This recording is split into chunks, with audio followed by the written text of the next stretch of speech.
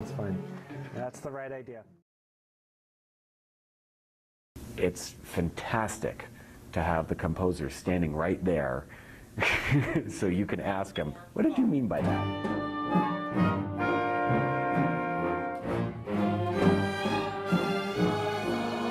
Absolutely critical to this is that everybody coming in on the word the.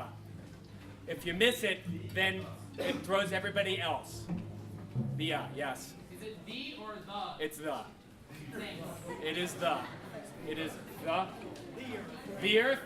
It's the. Like I said, it's the. What's been very fascinating to me is the things he's insisted on have changed my interpretation of the piece, particularly in tempo. And there were tempos that I was taking that were too fast even for what he was indicating, and I was going on my instinct for what I thought the tempo should be. And he said to me, no, it needs to be slower. It needs to be slower here. Tempo, Michael? A little fast. A little fast, yeah. That's what I felt too.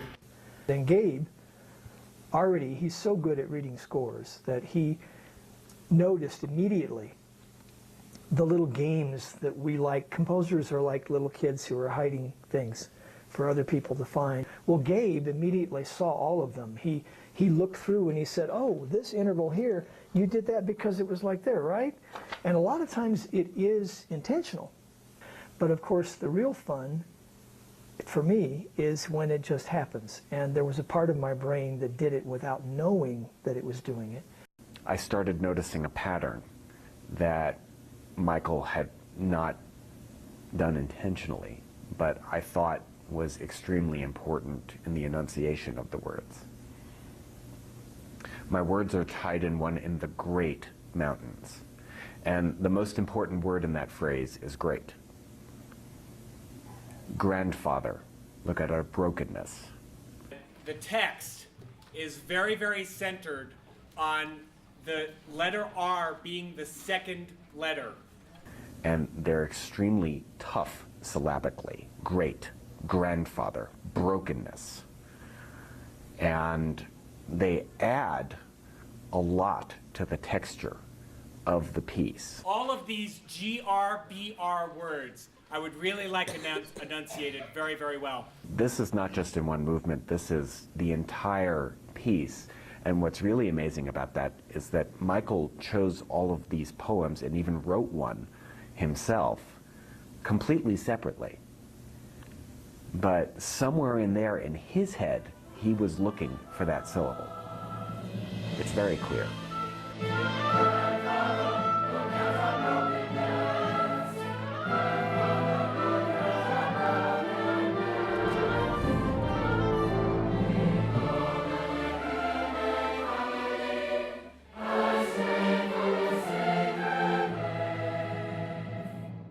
Because of the conflict in dates with Junior All-State down in Las Cruces, we couldn't use an existing children's choir for this. So suddenly I was in the position of needing to recruit and train a children's chorus for it. But those rehearsals have been so much fun. The kids' energy is just a ball to work with, and yet they're really committed.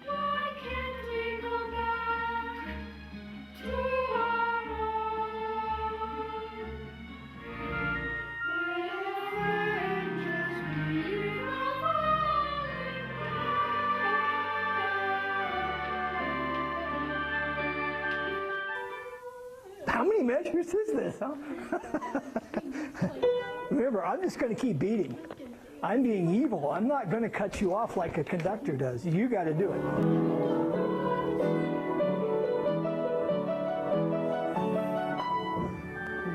Whoops.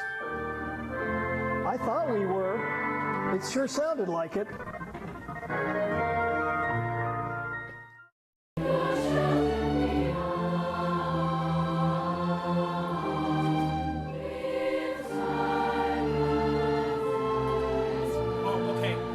Careful, we changed that. To walk in the sacred way.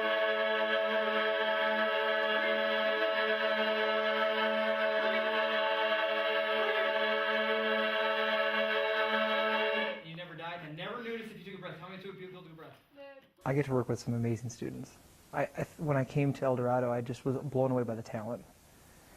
And I attribute their talent and their outstanding qualities to how well they can be disciplined in rehearsal. Ready and go.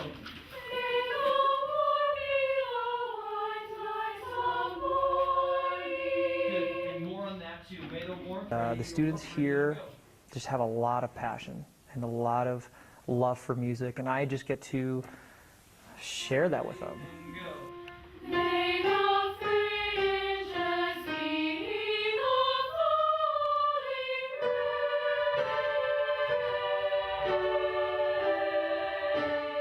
I love showing boys that singing's a cool thing, that you can be a guy and still sing. The dance of the sun, the dance of the sun.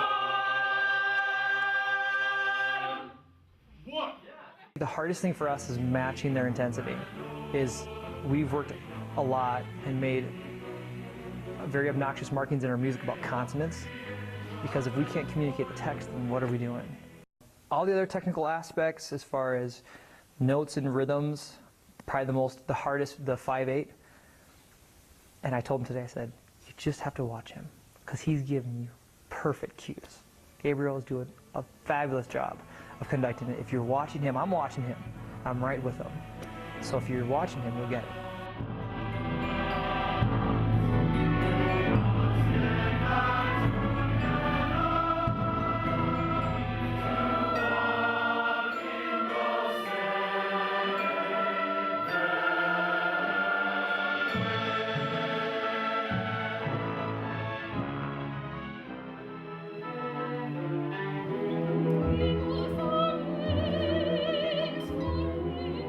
In the fall of 2009, I showed up for a lesson with my voice teacher, Leslie Humphrey, and she's a professor at UNM.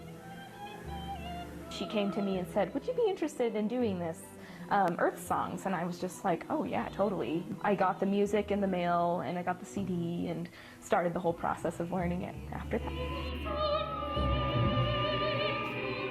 I think I was chosen because I am a hard worker, and she wants to put me out there, and I think she believes in me, and I really appreciate that from her.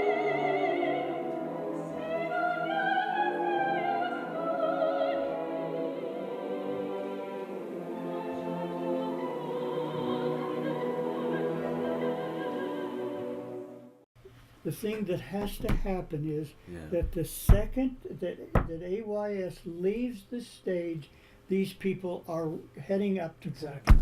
To get 200 voices, a lot of them kids and some of them adults, is a challenge in and of itself. So when the people come, the audience comes back, everything is set to go. I think everybody knows where the lobby is, and there's no problem with having them meet in the lobby on Saturday morning. Right. We can't use B117, but we can say on Saturday morning for the dress at whatever time, 9. You're going to come through this lobby. You meet in the lobby, we're going to show you the door where you're going to go downstairs.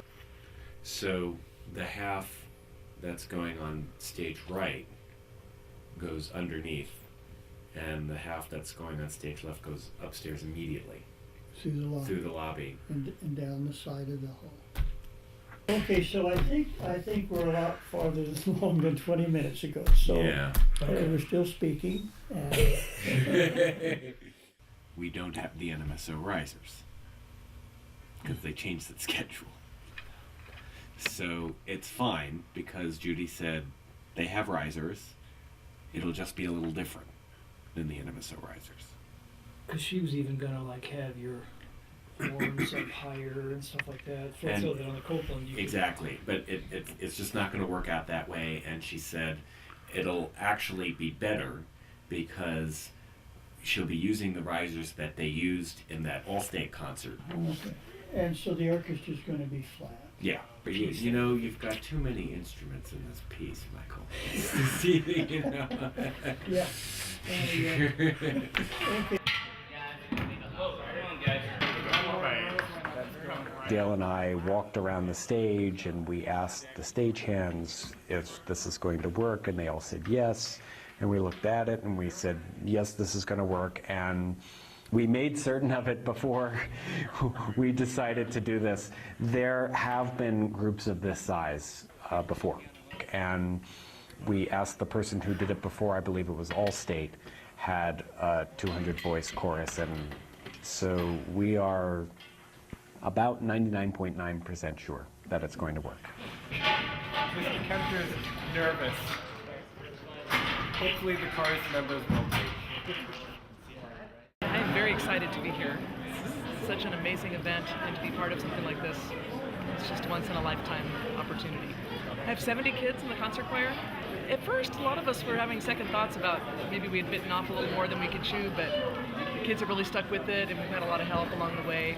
And even having Michael Mauldin come in to kind of work with some of the kids in sectional rehearsals, it's just been amazing, and it's all really come together. The dress rehearsal this morning, it was unbelievable. The sound is really going to be something, and I bet it's probably going to step up even a little bit more tonight.